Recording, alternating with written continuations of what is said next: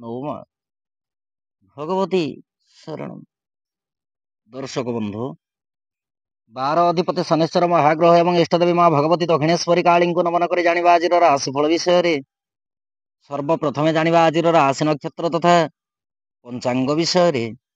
ଆଜି ବୈଶାଖ ମାସ କୃଷ୍ଣପକ୍ଷ, ଇଂରାଜୀ ତାରିଖ ଏପ୍ରିଲ ମାସ 26 ତାରିଖ 2025 ମସିହା, ଶନିବାର। ଆଜି ତ୍ରୟୋଦଶୀ ତିଥି, ଦିବା 8 ଘଣ୍ଟା 28 ମିନିଟ୍ ପରେ ଚତୁର୍ଦଶୀ ତିଥି। ଉତ୍ତର ଭାଦ୍ରବ ନକ୍ଷତ୍ର ଗତି ରେବତୀ ନକ୍ଷତ୍ର, ମୀନ ଚନ୍ଦ୍ର, ବୈଧୃତି ଯୋଗ ଗତି ବିଷ୍କୁମ୍ଭ ଯୋଗ ଭୋଗ ହେବ। ବାଣିଜ୍ୟକରଣ ଦିବା 8 ଘଣ୍ଟା 28 ମିନିଟ୍ ପରେ ବିଷ୍ଟିକରଣ।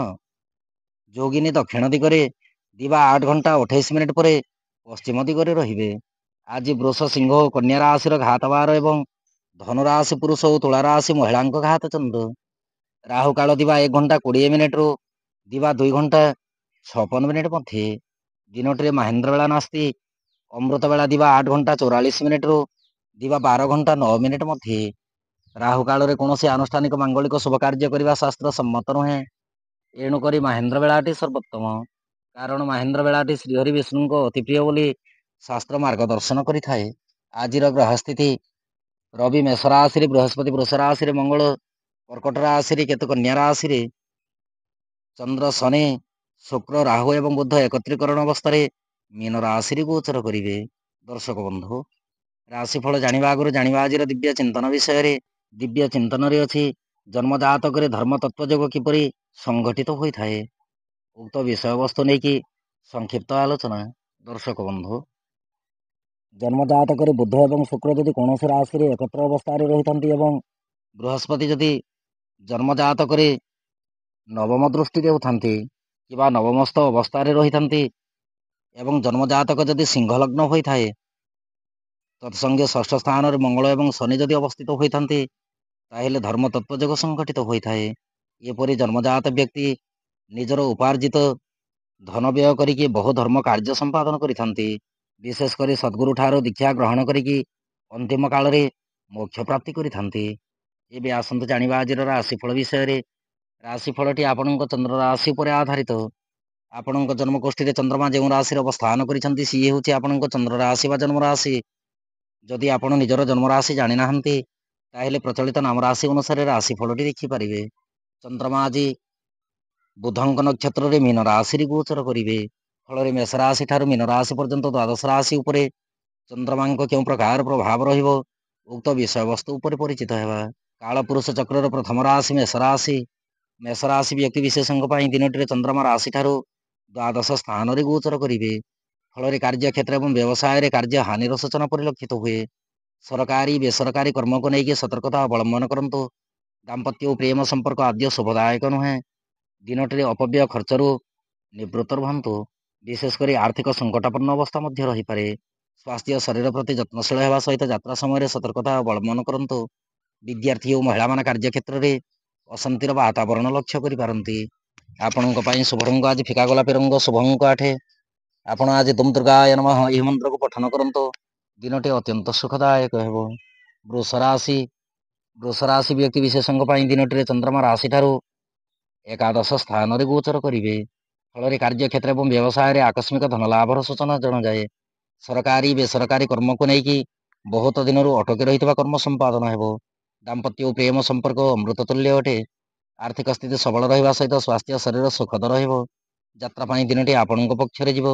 ବିଦ୍ୟାର୍ଥୀ ଓ ମହିଳାମାନେ କାର୍ଯ୍ୟକ୍ଷେତ୍ରରେ ଶାନ୍ତିର ବାତାବରଣ ଲକ୍ଷ୍ୟ କରିବେ। ଆପଣଙ୍କ ପାଇଁ ଶୁଭ ରଙ୍ଗ ଆଜି ଧବଳ ବର୍ଣ୍ଣ ରଙ୍ଗ, ଶୁଭ ଅଙ୍କ 4। ଆପଣ ଆଜି ଓଁ ନମୋ ଭଗବତେ ବାସୁଦେବାୟ ନମଃ ଏହି ମନ୍ତ୍ରକୁ ପଠନ କରନ୍ତୁ। ଦିନଟି ଅତ୍ୟନ୍ତ ସୁଖଦ ରହିବ। ମିଥୁନ ରାଶି। ମିଥୁନ ରାଶି ବ୍ୟକ୍ତି ବିଶେଷଙ୍କ ପାଇଁ ଦିନଟିରେ ଚନ୍ଦ୍ରମା ରାଶି ଠାରୁ ଦଶମ ସ୍ଥାନରେ ଗୋଚର କରିବେ। ଫଳରେ କାର୍ଯ୍ୟକ୍ଷେତ୍ର ଏବଂ ବ୍ୟବସାୟରେ ନୂତନ କର୍ମ ସମ୍ପାଦନ କରିକି ଅତ୍ୟନ୍ତ ଶାନ୍ତି ଅନୁଭବ କରିବେ। ସରକାରୀ ବେସରକାରୀ କର୍ମକୁ ନେଇକି ସୁଖ ସମୃଦ୍ଧି ଲାଭ ହେବ। ଦାମ୍ପତ୍ୟ ଓ ପ୍ରେମ ସମ୍ପର୍କ ଅତି ଉତ୍ତମ ଅଟେ। ଆର୍ଥିକ ସ୍ଥିତି ସବଳ ରହିବା ସହିତ ସ୍ୱାସ୍ଥ୍ୟ ଶରୀର ଅତି ଉତ୍ତମ ରହିବ। ଯାତ୍ରା ପାଇଁ ଦିନଟି ଅମୃତ ତୁଲ୍ୟ। ବିଦ୍ୟାର୍ଥୀ ଓ ମହିଳାମାନେ କାର୍ଯ୍ୟକ୍ଷେତ୍ରରେ ବନ୍ଧୁ ଗହଣରେ ସମୟ ଅତିବାହିତ କରିବେ।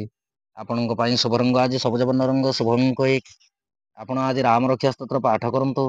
ଦିନଟି ଅତ୍ୟନ୍ତ ସୁଖଦ ରହିବ। କର୍କଟ ରାଶି।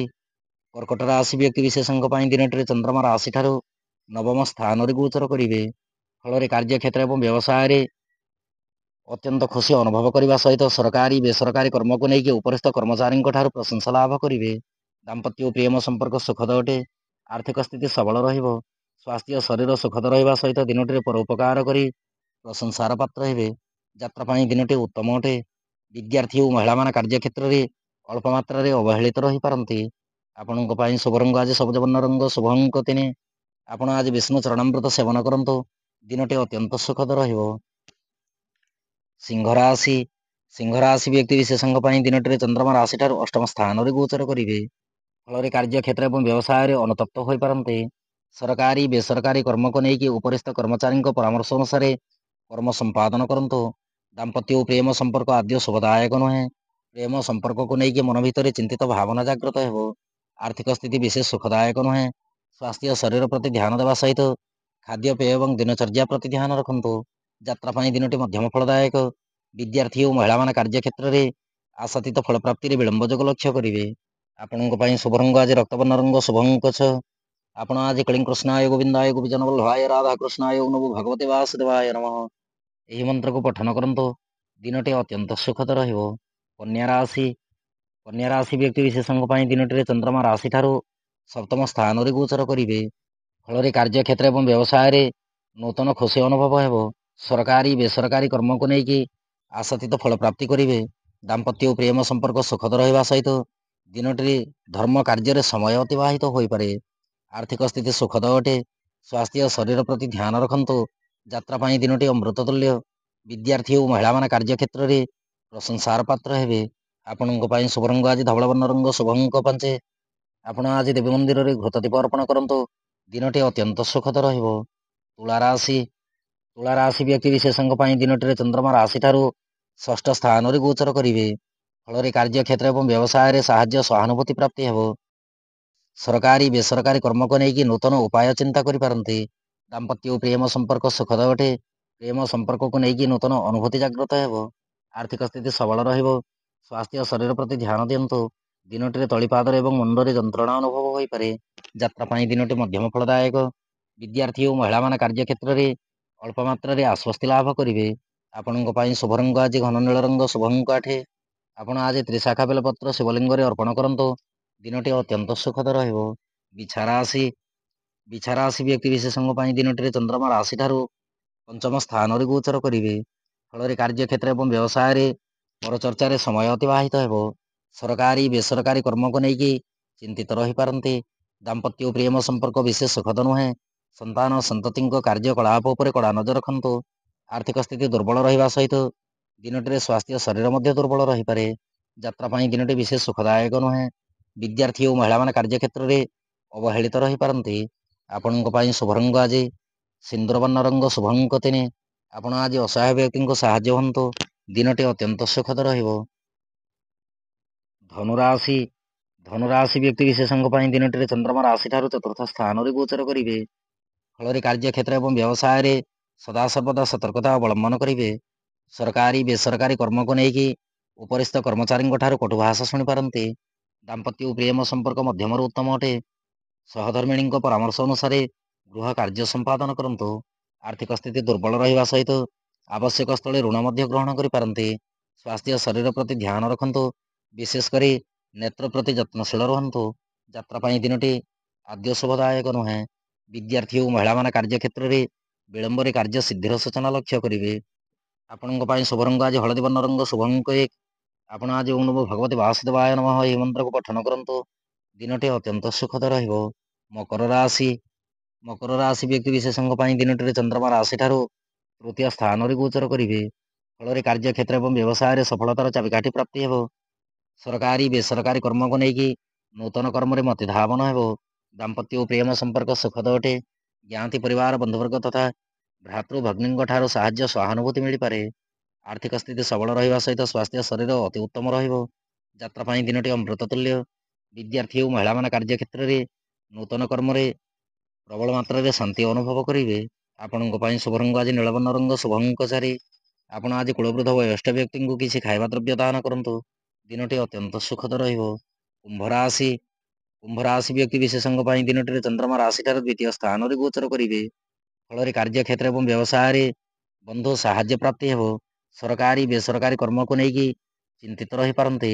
ଦାମ୍ପତ୍ୟ ଓ ପ୍ରେମ ସମ୍ପର୍କ ବିଶେଷ ସୁଖଦ ନୁହେଁ। ଆର୍ଥିକ ସ୍ଥିତି ଦୁର୍ବଳ ରହିବା ସହିତ ସ୍ୱାସ୍ଥ୍ୟ ଶରୀର ମଧ୍ୟ ଦୁର୍ବଳ ରହିପାରେ। ଯାତ୍ରା ପାଇଁ ଦିନଟି ମଧ୍ୟମ ଫଳଦାୟକ। ବିଦ୍ୟାର୍ଥୀ ଓ ମହିଳାମାନେ କାର୍ଯ୍ୟକ୍ଷେତ୍ରରେ କୃତିତ୍ୱ ଅର୍ଜନ କରିବେ। ଆପଣଙ୍କ ପାଇଁ ଶୁଭ ରଙ୍ଗ ଆଜି ଧବଳ ବର୍ଣ୍ଣ ରଙ୍ଗ, ଶୁଭ ଅଙ୍କନ। ଆପଣ ଆଜି ଗାୟତ୍ରୀ ମନ୍ତ୍ରକୁ ପଠନ କରନ୍ତୁ। ଦିନଟି ଅତ୍ୟନ୍ତ ସୁଖଦ ରହିବ। ମୀନ ରାଶି ବ୍ୟକ୍ତି ବିଶେଷଙ୍କ ପାଇଁ ଦିନଟିରେ ଚନ୍ଦ୍ରମା ରାଶିରେ ଗୋଚର କରିବେ। ଫଳରେ କାର୍ଯ୍ୟକ୍ଷେତ୍ର ଏବଂ ବ୍ୟବସାୟରେ ସଫଳତାର ଚାବିକାଠି ପ୍ରାପ୍ତି ହେବ। ସରକାରୀ ବେସରକାରୀ କର୍ମକୁ ନେଇକି ଆଶାତୀତ ଫଳ ପ୍ରାପ୍ତି କରିବେ। ଦାମ୍ପତ୍ୟ ଓ ପ୍ରେମ ସମ୍ପର୍କ ସୁଖଦ ରହିବା ସହିତ ଆର୍ଥିକ ସ୍ଥିତି ଅତି ଉତ୍ତମ ରହିବ। ସ୍ୱାସ୍ଥ୍ୟ ଶରୀର ମଧ୍ୟମରୁ ଉତ୍ତମ ଅଟେ। ଯାତ୍ରା ପାଇଁ ଦିନଟି ସୁଖଦ ଅଟେ। ବିଦ୍ୟାର୍ଥୀ ଓ ମହିଳାମାନେ କାର୍ଯ୍ୟକ୍ଷେତ୍ରରେ କୃତିତ୍ୱ ଅର୍ଜନ କରିବେ। ଆପଣଙ୍କ ପାଇଁ ଶୁଭ ରଙ୍ଗ ଆଜି ଫିକା ଗୋଲାପୀ ରଙ୍ଗ, ଶୁଭ ଅଙ୍କ 2। ଆପଣ ଆଜି ସିଦ୍ଧକୁଞ୍ଚିକା ମନ୍ତ୍ର ପଠନ କରନ୍ତୁ। ଦିନଟି ଅତ୍ୟନ୍ତ ସୁଖଦ ରହିବ। ଦର୍ଶକ ବନ୍ଧୁ, ଇଏ ଥିଲା ମେଷ ରାଶି ଠାରୁ ମୀନ ରାଶି ପର୍ଯ୍ୟନ୍ତ ଦ୍ୱାଦଶ ରାଶିର ରାଶିଫଳ ଏବଂ ଆଜିର ଦିବ୍ୟ ଚିନ୍ତନ। ଏବେ ଅନୁମତି ଦିଅନ୍ତୁ। ଓମ୍ ଭଗବତୀ ଶରଣ।